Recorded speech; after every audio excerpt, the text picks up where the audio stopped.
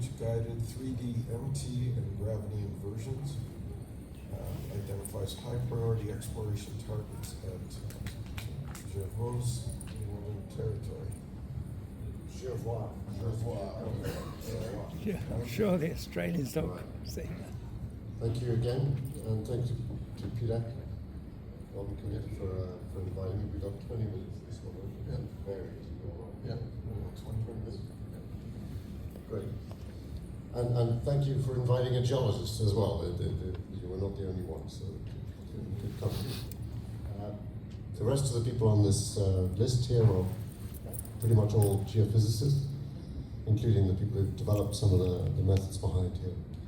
So today we're going to present something we think a little new, a little different to what we've seen so far in terms of joint inversions and things. And it's a way of trying to introduce geology, but with a data-driven method rather than trying to lock the geology in and fixing models and so on. So here we have Jervois, and it's a little bit similar. The first talk we saw, there's a very folded metamorphic basement. These are metamorphic schists. And there are several deposits in here. The Jervois copper project, as you can imagine, these are copper deposits, but there are different types. And there is a staggeringly beautiful magnetic response to all of this basement rock and also the mineralized zone. So it's picking out essentially geological structure, and that's the key to this talk. Rather than blocking people's view with taking pictures, if you want to see these slides afterwards, please let us know. We'll share what we can. All right. So this is the two types of the magnetic field that we've seen here. There were two surveys done. There were a lot of different geophysics measured over this. There's one regional magnetic survey, but it's at 50 meter line spacing, 500 meter tie lines, and it's flown at a height of 25 meters above ground, so it's really quite high resolution. There's an even higher resolution one made later, but that doesn't cover the whole area that we need, shown over printed on the top. We also have incredibly detailed ground gravity. There's over 10,000 stations here in this area. These were taken in 2016, 2017. So we're going back in time with this data set. And as you can see from the shape of the gravity survey, they kind of knew where they were in terms of following the J-fold with even denser gravity station spacings. And then finally, some real MT data, stuff measured on the ground with electric fields. Just to avoid any confusion.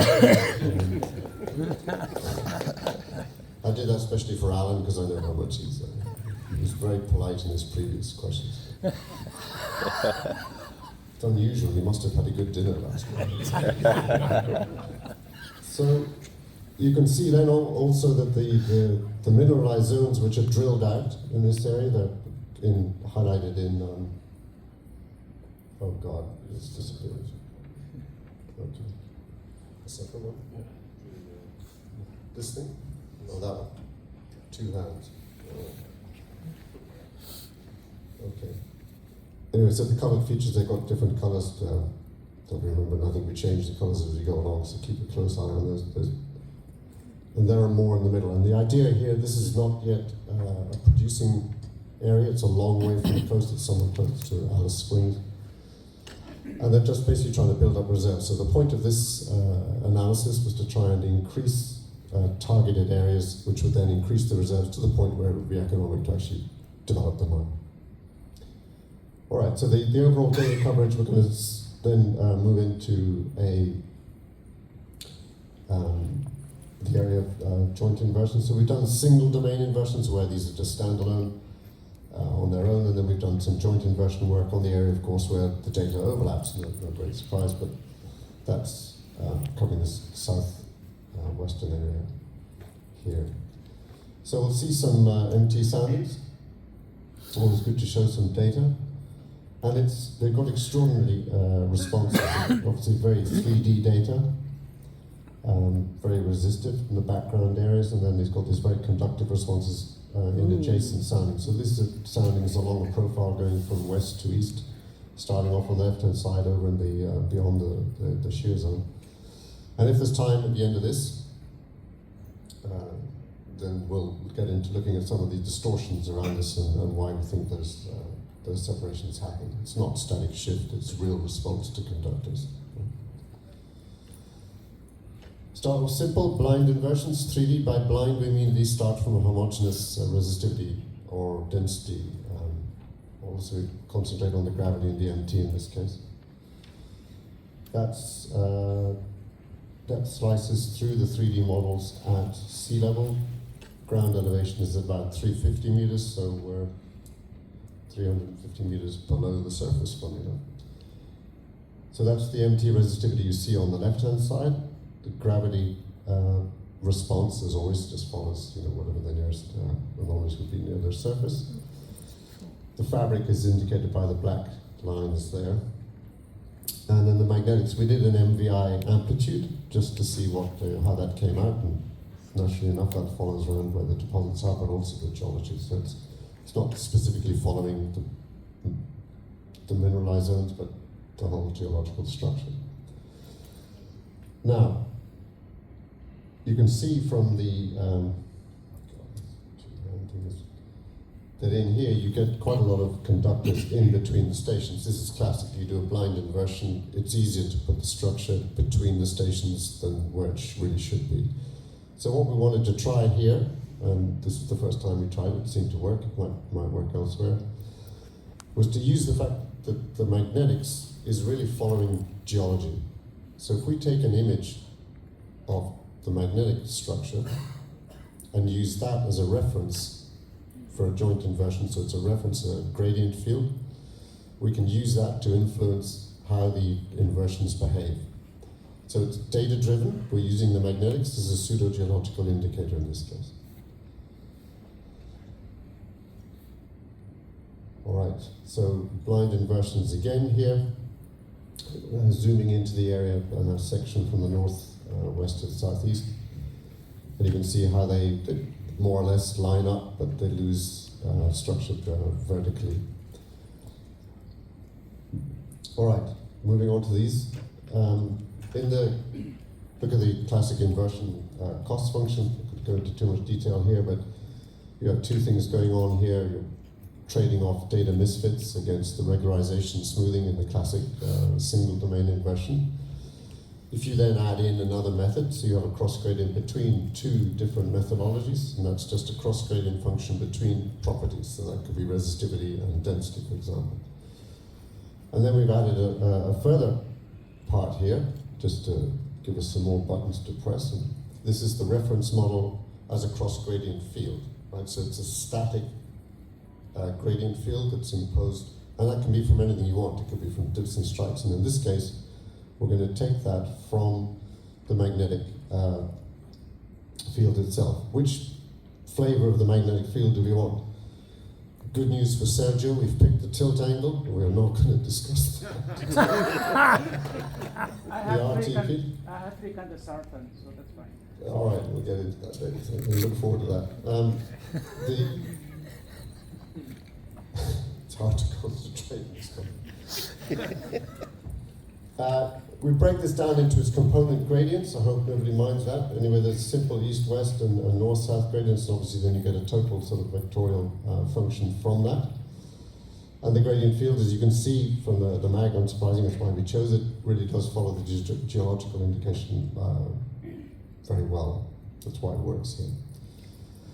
And you can see these gradients in terms of the drilled out locations. We don't use any of the drill locations in any of these inversions, they're just overprinted on the top in case anyone's worried about that. Now, we've got the blind image, the blind inversion image on the left-hand side, the one we looked at earlier. And on the right-hand side, that's the magnetics image guided MT 3D inversion. Again, it's blind in the sense that it's starting with the same half space, but it's the gradient field within the inversion regularizer as an overprint from this magnetics image. And now you can see how the conductors line up. Go back to the left hand. Look at the difference over here. It's quite spectacular.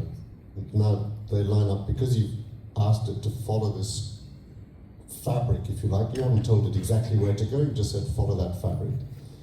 And you can see how they line up here. We do the same thing, we look in at a slightly different depth. This is 200 meters above sea level, so we're only 180 meters below the surface here. And you look at the blind result on the left-hand side. Again, look at where these things are mineralized zones are. And then you look at it when you've actually done the image guided one. And so you get some interesting features now coming in areas that haven't been drilled out before, and they're particularly of interest, obviously, for the next generation, well, infill, but also drilling campaigns on those areas.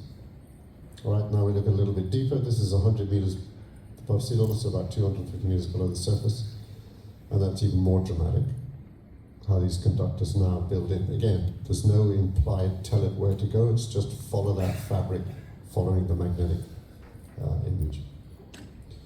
And when we look at these things in cross-section, again, comparing the blind inversions are at the top, and then the magnetic image-guided ones are at the bottom, and you can see how well, for example, this one in the middle follows this known deposits in the thick magenta colors all the way through this structure here.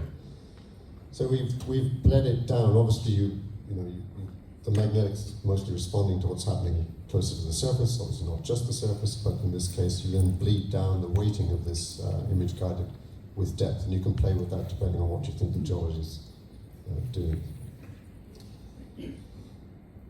This is another section, north-south this time. North is on the left, and again you see how this thing comes in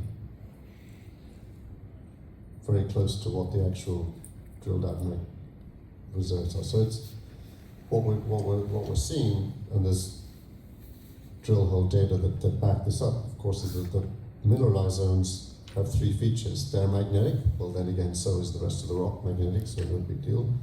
But they're also conductive, and they're dense. So when you get the three things lined up using this method, this is now why the mineralized zones are lining up with where the conductors are, and it's also, of course, where the density comes in. Let's move on a little bit. So now I'm going to try and just make it all complex. You remember that formula from before? We put the whole lot together, so we've got a cross gradient function between the density inversion and the resistivity inversions, and we're imposing this structure from the magnetics image. Now, we've cheated a little bit here, just to use some of the just to give the dense, you know what it's like trying to do a gravity inversion. Basically get, very good for lateral changes, but not very good in depth. So what we've done here, we've just seeded the starting model for the density, otherwise half space, but seeded it where we do have the drill hole information with the smoothed out density values from the drill holes. There's a mountain of data, and as you can imagine, all the drill holes of that. So where you see those high density features within the starting model on the right hand side, that's basically where it's imposed from the starting model. All right, so when we look at some inversions of these, the line contours in this case are the density, and the color on the left-hand side is resistivity, and we've given it this cross gradient function between the two, so we're expecting them to be structurally similar, and no great surprise therefore that densities line up where the MT is, still fitting the data because that's the rational point. You're testing your hypothesis with whether it's consistent with all the available data, and we have the mag image imposed on that as well. On the right hand side we just have the density with the line quantities the same. So here we are, we'll do a quick back and forth. We'll see the blind inversions first. Resistivity on the left, density on the right.